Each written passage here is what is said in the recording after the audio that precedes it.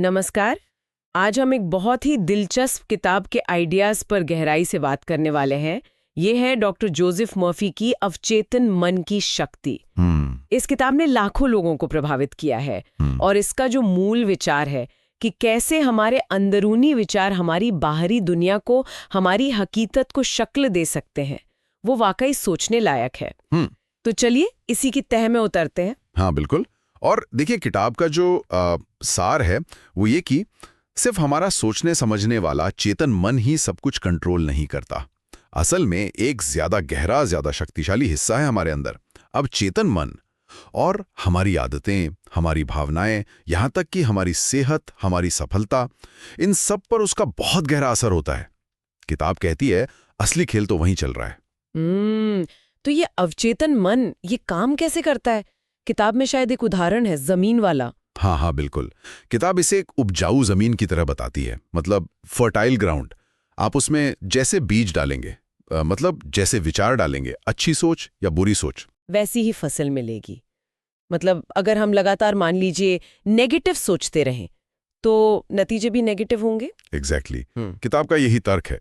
और जो बात इसे और दिलचस्प बनाती है वो ये कि अवचेतन मन खुद से तर्क नहीं करता।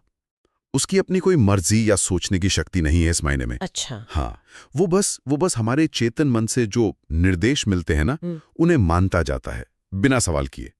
जैसे कोई कंप्यूटर प्रोग्राम।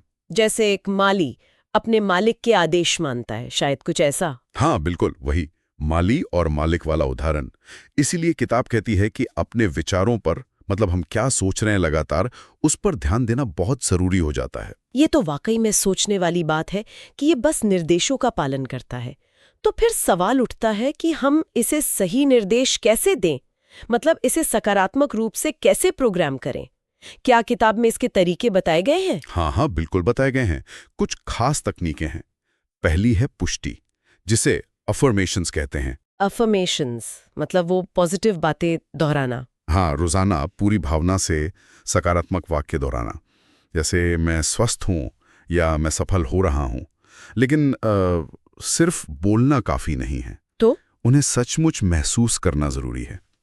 क्योंकि किताब के अनुसार अवचेतन मन शब्दों से ज्यादा भावनाओं पर प्रतिक्रिया देता है। फीलिंग इज द सीक्रेट, ऐसा कुछ। महसूस करना, हाँ ये महत्वपूर्ण लगता है, सिर्फ रटने जैसा नहीं। ओके, और क्या तरीके हैं? दूसरा है कल्पना, मतलब विजुअलाइजेशन। अपनी जो इच्छाएं हैं, जो आप पाना चाहते हैं, उन्हें मन में ऐसे देखना जैसे वो पहले ही सच हो चुकी हों। अच्छा, मतलब एक पूरी पिक्चर बनाना दिमाग में। हाँ बिल्कुल, एक स्पष्ट मानसिक तस्वीर। किताब कहती है कि ये अवचेतन के लिए एक ब्लूप्रिंट या नक्शे की तरह काम करता है। और एक और बहुत जरूरी बात, सोने से ठीक पहले का समय। सोने से पहले हो क्यों? क्योंकि किताब के अनुसार उस वक्त हमारा चेतन मन थोड़ा शांत होने लगता है और उस समय के विचार सीधे अवचेतन में जाने की संभावना ज्यादा होती है। तो सकारात्मक विचारों के साथ सोना बहुत फायदेमंद बताया गया है। ये तो काफी प्रैक्टिकल टिप लगती है। और शायद डर और चिंता से बचने को भी कहा गया है। बिल्कुल, क्योंकि किताब के नजरिए से डर और चिंता वो नेगेटिव बीज हैं, वो अनचाही फसल उगाते हैं आपके जीवन में, तो उनसे बचना जरूरी है। ठीक है, तो पुष्टि हो गई, कल्पना हो गई, सोने से पहले के विचार, लेकिन इन सब के साथ आपने कहा था विश्वास भी जरूरी है। हाँ, विश्वास ये बहुत बहुत महत्वपूर्ण है। किताब इस पर बहुत जोर देती है।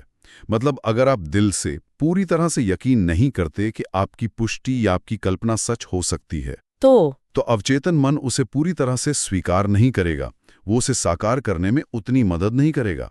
किताब इसकी तुलना एक वैज्ञानिक नियम से करती है। जैसे गुरुत्वाकर्षण का नियम है, आप माने या ना माने वो काम करता है। हाँ। पर अगर आप उस पर विश्वास करके सावधानी बरतते हैं तो आप गिरने से बच सकते हैं। वैसे ही अवचेतन मन की शक्ति हमेशा काम कर रही है, पर उसमें विश्वास रखने से आप उसका पूरा फायदा उठा सकते हैं।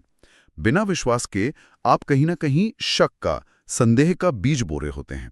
ये बात तो गहरी है, विश्वास की शक्ति। तो अगर हम ये सब समझ जाएं और इसे इस्तेमाल करें तो किताब के मुताबिक क्या क्या संभव हो सकता है? क्या दावे हैं? देखिए, किताब तो बड़े दावे करती है।